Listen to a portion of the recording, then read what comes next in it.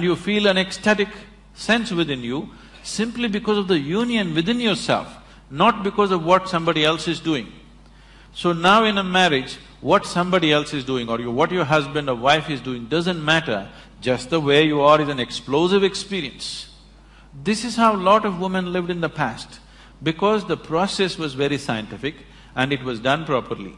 So they put this metal on the toes and also on the ring finger always, because if there is metal on certain strategic places in your body, you will not accidentally leave your body.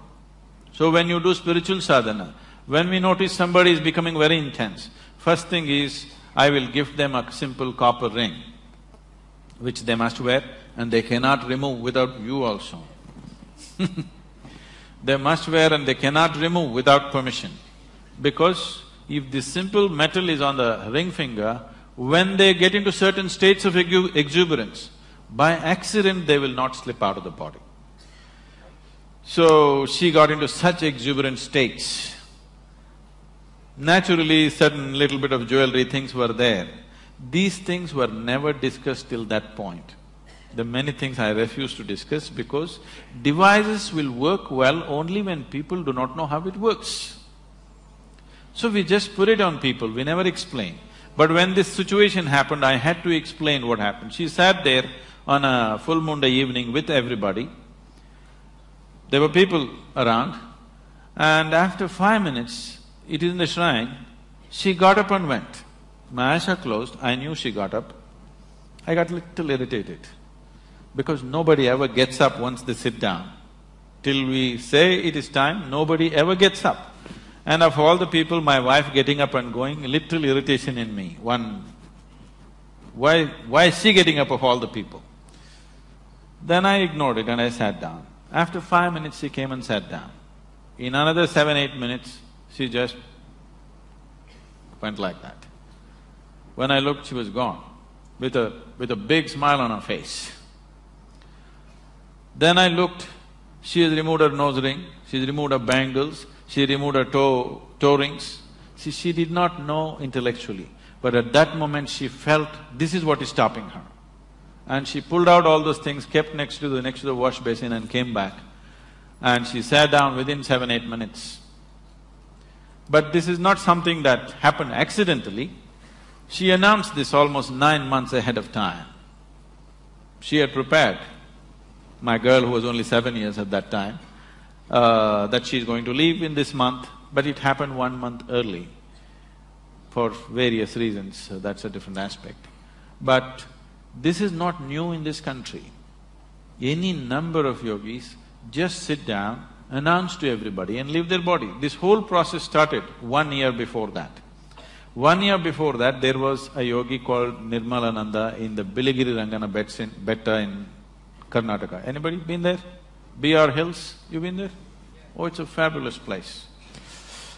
So, he lived there. For 14 years he lived in silence, just in the 4-acre ashram, he never stepped out of it. I met him in a strange way. I used to trek in those mountains. So, I go alone and trek for a week, 10 days when I run out of food and there's no way I can procure anything. I live out of the forest, but when I'm done, I come out and ride off. I park my motorcycle somewhere, I trekked for almost 5-6 days. It is rainy season, head to toe I'm in slush, okay? I'm really drenched with mud and everything. Then I came out and I was extremely hungry, I had not eaten for 2 days. I was very, very hungry. So there's no hotels, nothing there. So I had heard about this ashram. Me and spirituality were impossible at those times, that never occurred to me, I was just, in a different mode altogether. So I went to this ashram, there were about 15 steps to climb. I wouldn't get off my motorcycle at all those days, I just rode up the steps and went and parked my motorcycle leaning it onto the wall next to his door. And he came and he looked at me and he grinned. Then I said, I'm hungry. But he was not talking, so he said, come inside. And he made me sit down. He had a little, baking thing, he baked some bread for me. All he had was this bread and honey. So he gave me bread and honey, I ate up 2 loaves of bread for making up for 2 days. Then after that, we developed a silent relationship. Whenever I went there, I would take a bunch of bananas or something and he would give me a can of honey. This transaction went on. Many years later, after things happened to me in a big way, everything about my life changed. After about 10 years, I went to see him. He didn't recognize me because, And I asked, "Don't you recognize me?" And I smiled. He said, He said, "Oh, you are the guy on the motorcycle." So at the age of 73, he decided when Uttarayana comes, you know what's Uttarayana? The sun's relationship with the earth, when it moves from southern hemisphere to north, you heard of Bhishma waiting to die at that time. So he said, when Uttarayana comes, I want to leave my body. I went there with my wife and daughter, and then he cried and he said, "I have built a samadhi, I am doing all this, but I am afraid that I may not be able to do it." Then I started discussing the technicalities of what it is, what makes it happen, what stops it, what is it that you need to do, and these kind of things. So, my wife Vijay was also there, she was listening to all this. Then we were driving back. By then I had graduated to four wheels, and we were driving back. Then she was silently crying. I said, "What happened?" She said, "I also want to live like him." I said, "When are you going to go?" I was trying to make a joke out of it. She said, "No, this is what I want to do." I said, "Why? What's wrong with your life?" She said, "No, everything is right with my life. My outside is good, my inside is feeling wonderful. I want to live when I'm like this, not when something is wrong with me." Then, as a husband, as a father of the girl, I'm trying to discourage her. But as a guru, definitely I want somebody to go as far as they can go. So from that day she asked for what to do. I gave her some simple sadhana, never believing that she will go to that pitch and intensity, because she was not somebody who was steeped in spiritual sadhana. She's just a very alive, she's either up or down, She's either absolutely exuberant or down. She doesn't know the in-between. She's not somebody whom you would consider a yogi or established in sadhana, nothing like that. She's a very exuberant person, and that's all it takes. That you're alive, that's all it takes. It's not that you know this or that, you're just 100% alive.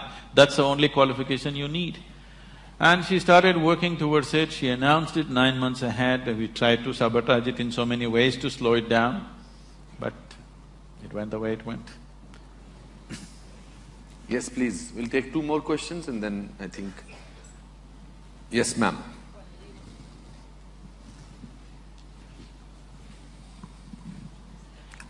Mic for the lady, please.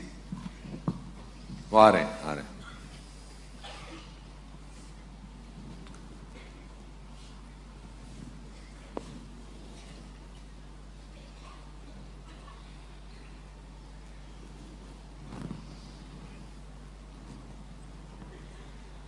First course of Isha Yoga. I'm having difficulty in cutting the cord. Please help me with that. She's having difficulty in cutting the cord. With my attachment to my family, to my children, I get very easily disturbed by what happens within my close circle. Please help me with that.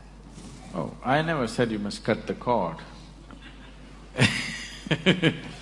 I'm just telling you, unfortunately, your motherly cord is too limited right now. Just expand it a little bit. Just make it connect to every piece of life on this planet, rather than just to a handful. Beautiful. Why do you want to cut your cord? Where is the reason to cut your cord? The reason why… See, please understand this, there is a difference between involvement and entanglement. If you do not know involvement, you will never know life. The only way to know life is with involvement.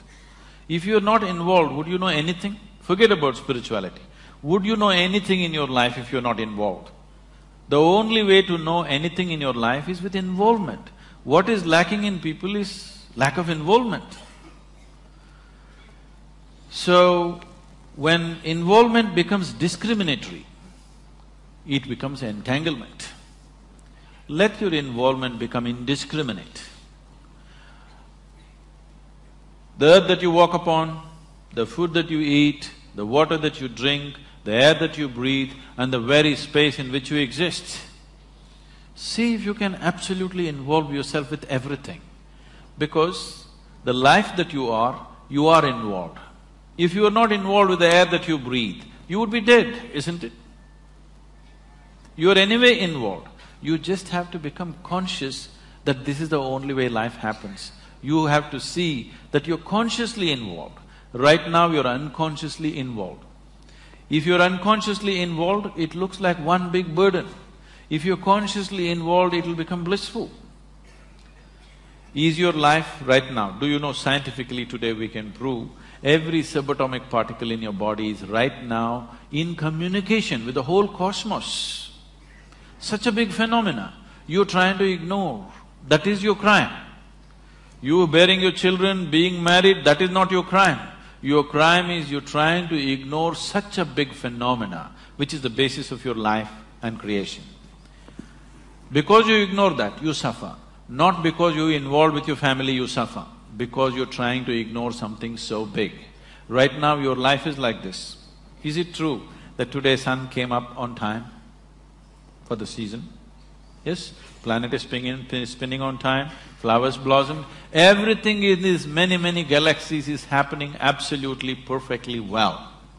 But you have one nasty thought crawling through your head and it's a bad day. You don't have a perspective of who you are. You think too much of yourself. If you… see, right now your whole experience of life is limited to the physical form that you are. As a physical form, what are you in this cosmos, tell me? In your home you may be something, on the street not much, in the town nothing, in the cosmos you're not even a speck of dust. Please get the perspective right. As a physical existence, you are really nothing, isn't it? If you understand this, you would know, you would look at everything with absolute wonder and involvement. Then, one little thought, one little emotion that is flowing through your mind wouldn't be important because it's not even a concern. It is something that you are creating, isn't it? What's happening in your mind is your making. Yes or no? Can I tell you a bad joke? Please. Yes. Honest. Can we have the last question now? Okay. Sadhguru?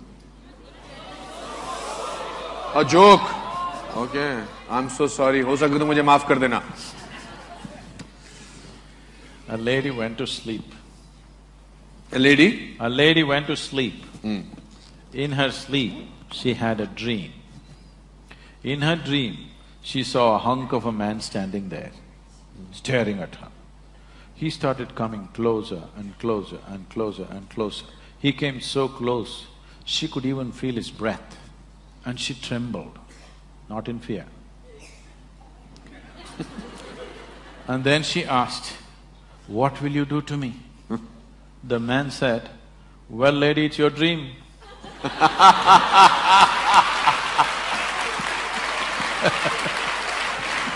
So, what is happening in your head is your bloody dream, isn't it? Now your problem is not that life is not happening the way you want it, even your bloody dream is not happening the way you want it. This is your problem. At least let the dreams happen the way you want it. The world doesn't happen the way you want it, that's different. If your dream happened the way you want it, you would be still joyful, isn't it? I hope you got your answer, ma'am.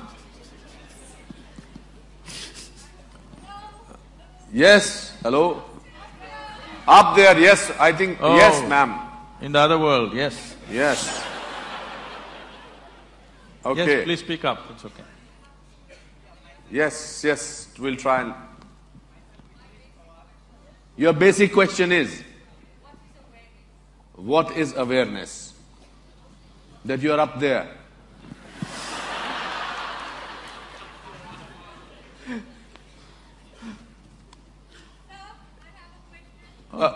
I think that lady asked a question, what is awareness? Let Sadhguru answer that. Is it related to that kind of a question?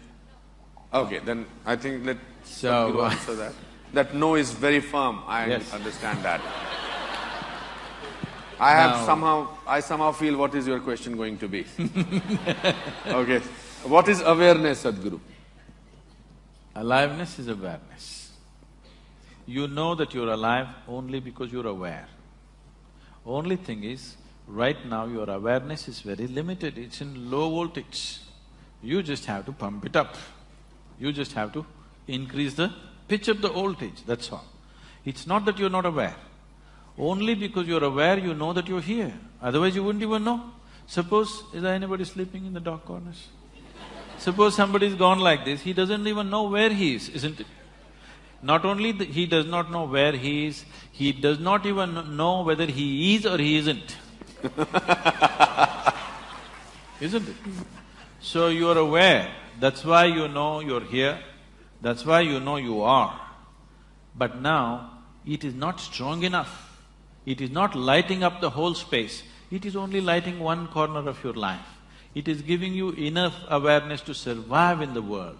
It is not giving you enough awareness to know the nature of life. Now when we say awareness, awareness, we are talking about only heightening your awareness, not creating some new awareness. Your awareness is good enough for survival. Is that enough for you? Or do you want to know the very nature of your existence? If you want to know the very nature of your existence, then you need to pitch up your awareness to a higher level, otherwise it will not happen. Please, this. Yes, the lady with the no. We have all eyes for you now. What's your name? Mrinalini. Why don't you shoot at him?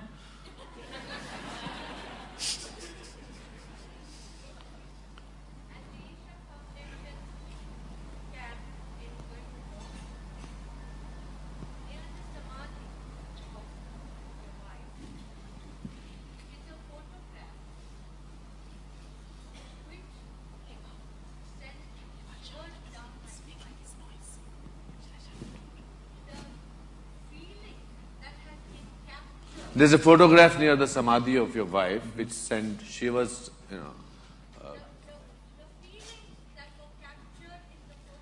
Whose photograph is that? Okay.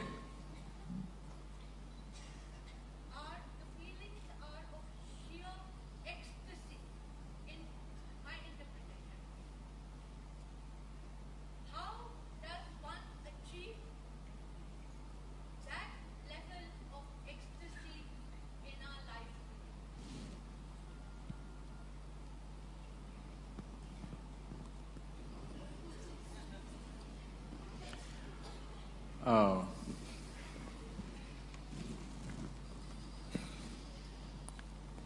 So every life that is here is capable of joy, is capable of blissfulness, is capable of ecstasy. The only problem is they're not able to sustain it.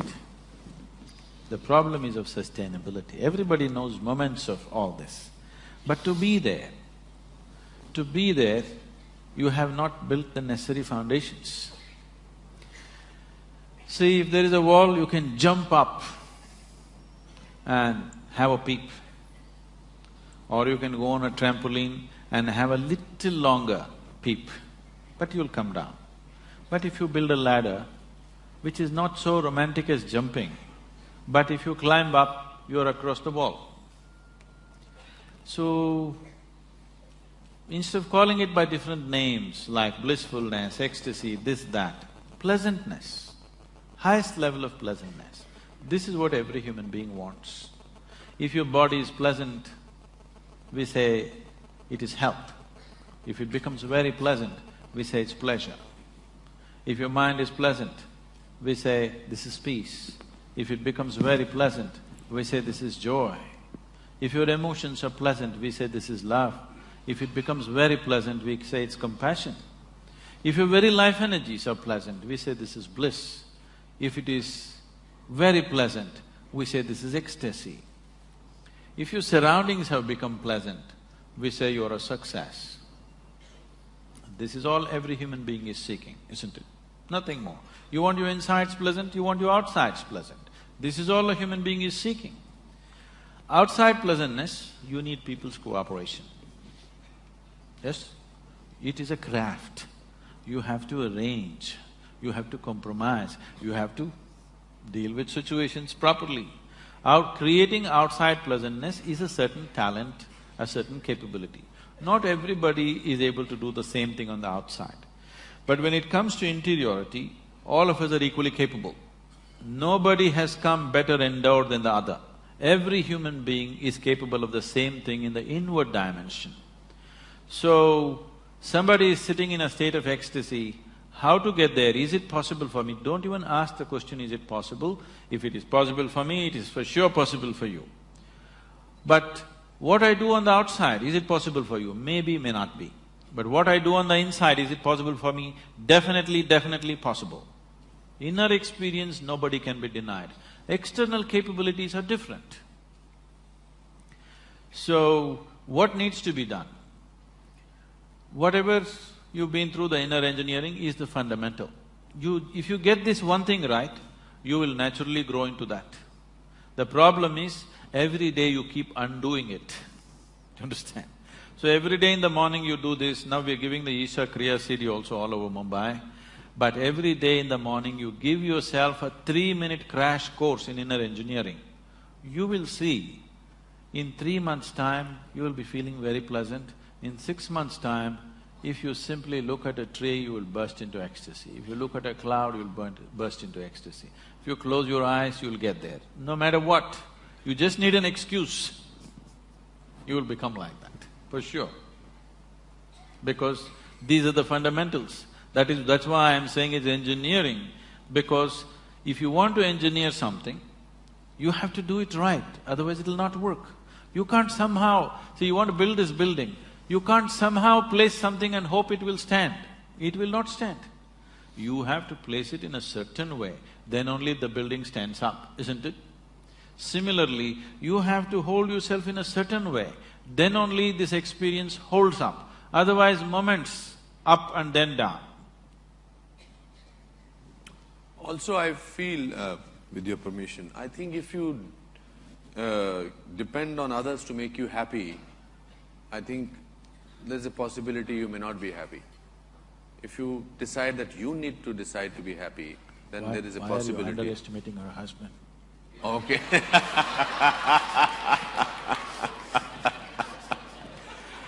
I think it's we have to stop, Sadhguru, shall we? Just 5 minutes more. 5 minutes, okay.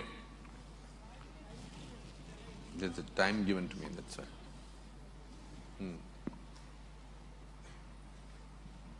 Good evening, all of you, and my pranams to Guruji and Anupamji. I'm Vijay Shankar. I'm from the media and also a classical dancer. So, Guruji, I would like to know, man is always craving for more and more and not happy at all with whatever he gets. Of course, you just explained now how happiness is an internal state of being. So normally, what would you tell to normal people as to how to get peace and happiness in their lives? आसान question पूछा आपने। The problem is not that human beings are craving for more, they are craving too little. Right now, instead of… when human consciousness is able to grasp the whole cosmos, instead of craving for that, they're craving for an apartment in Mumbai. Just stupid. So their suffering is not because they're craving for more, they're craving for too little. They conjuice even in their craving. That is their problem. Please crave for everything, you will be wonderful. There'll be no misery. You are craving for little things, that's your problem. When such a big possibility is there, going for this is it's criminal, I would say. So it is because of this crime they are suffering. They are being punished for this crime, not for craving too much. They are not craving enough. When creation and creator is possible, They just want this little piece of property, that's all they're thinking of. They can't think beyond that, so they suffer. For limiting themselves, not because of craving for too much. One last question we'll take. Sadhguru.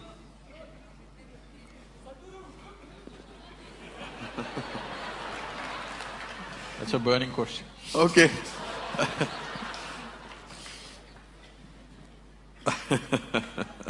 Sadhguru, I have deep gratitude towards you. I read an article about you from you in Times of India, and I was really amazed. And that led to a strong feeling. I just can't imagine. I still have that feeling. So that connection is with you. So I have been, since childhood, I have been ignored a lot of times. I feel I have been manipulated, So I'm not able to understand, what is happening actually. I always go through these things every now and then. Okay. So if you've been ignored by everybody around you, it's a fortune. You have life for yourself.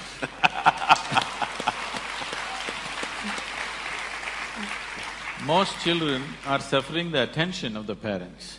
If they're ignored, they would be just happy doing their own thing. So, you just sit there and listen to me. Immediately the question is, what is the prayer? It's not a prayer. You need to understand, there are no prayers in this culture, there are only invocations. Prayers are a recent happening.